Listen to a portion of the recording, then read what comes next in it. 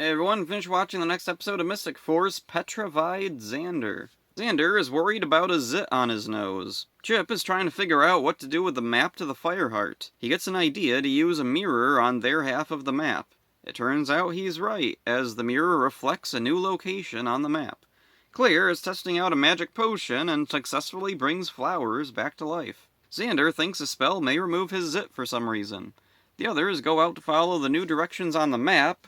Xander holds back and uses Claire's potion on his zit, and it works. Xander finds Vita, and together they find a cave. Inside are two doors, one with an ornate box and a monster behind the other. Xander gets tossed to the ground by the monster, but luckily Vita defeats it.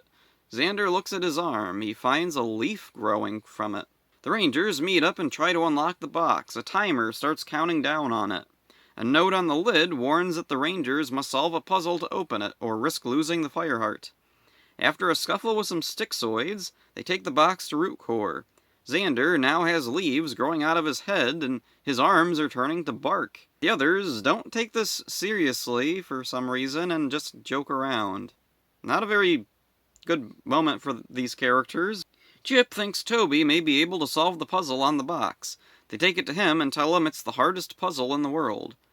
Xander admits to Vita that he used Claire's potion on himself just as he begins to grow more bark on his skin. He runs off and Vita goes to Root Core. Claire shows her the flowers from earlier. They're all dead again. Vita is worried. What could happen to Xander?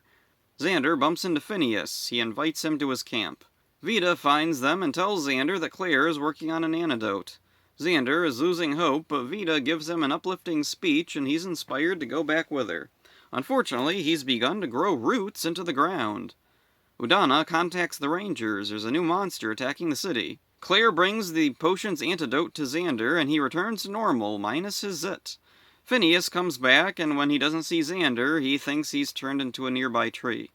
Xander joins the others and he has a new spell code, Mystic Force Fighters. Boxing gloves.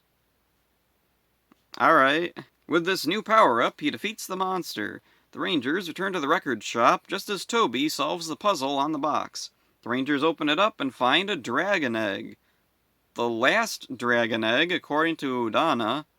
Thanks a lot, Wes. So this is a fun episode with some great makeup effects and comedic bits. Though the Rangers come off a bit mean-spirited when they all just laugh at what happens to Xander and don't seem to really care or take it seriously. What Xander does is idiotically petty, sure, but it's weird that none of the Rangers take his situation the least bit seriously until he tells them it may be caused by the potion he used. Why don't the Rangers consider him under some kind of spell cast by the bad guys? Why do they think this is going to work itself out, even if it is a result of his powers, like they say in the episode? Otherwise, this episode is pretty good. Not super exciting, but it's a decent focus episode for Xander. Phineas gets some nice scenes here, and we get to see where he lives. A little wooden lean-to type structure with a campfire and a clothesline. The villains are dull afterthoughts this time. The focus is on Xander and the magic box. The bad guys just show up to move the plot along and burn through Magi Ranger footage. Nothing important happens with them at all. Maybe Mystic Force should have held off on introducing the main villains. They obviously had no idea what to do with them most of the time. I think Necroli and Korag should have just been on their own as independent beings of the forest. The Rangers encounter them once in a while, and more magic villains could be introduced as the series goes along. Definitely no Mordecon. He's similar to Grum in a way. He doesn't fit the aesthetic. Actually, Mordecon and Grum would work far better if they were switched. Mordecon looks like an old warlord with his cyborg components, and he'd make sense in a sci-fi series. Grum looks like a witch doctor, and with his bone motif, he'd fit right in with the other magic fantasy creatures of Briarwood. Toby gets some attention this time, and I realize now just how crowded Mystic Force is. This is another good reason to do away with Mordecon and lend focus to everyone else. Udana, Claire, Phineas, and Toby are all far more interesting than any of the villains so far.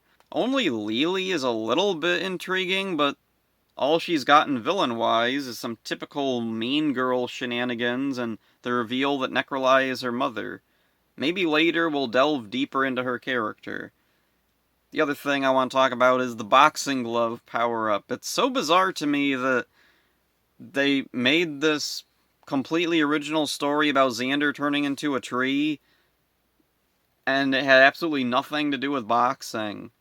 I know in I'm pretty sure in Maji Ranger there was some story with the Green Ranger, like his hobby was boxing or something. I think something like that should have been done for Xander. Like, I mean, don't get rid of the turning to a tree plot. It's a good plot. I just don't think the boxing gloves were a good finale to that. I don't know. I feel like there's a way better way they could have utilized that power up. Like, give Xander a plot about boxing or something. Some kind of fighting. I don't know. What's the connection between boxing gloves and turning into a tree? Whatever. It's fun with some flaws, but not enough to really make me dislike this one. So yeah, that's it for this one. Hope you enjoyed it. See ya. You still got leaves stuck in your hair from the paddle. Ow! Nice leaves. Your branches aren't bad either.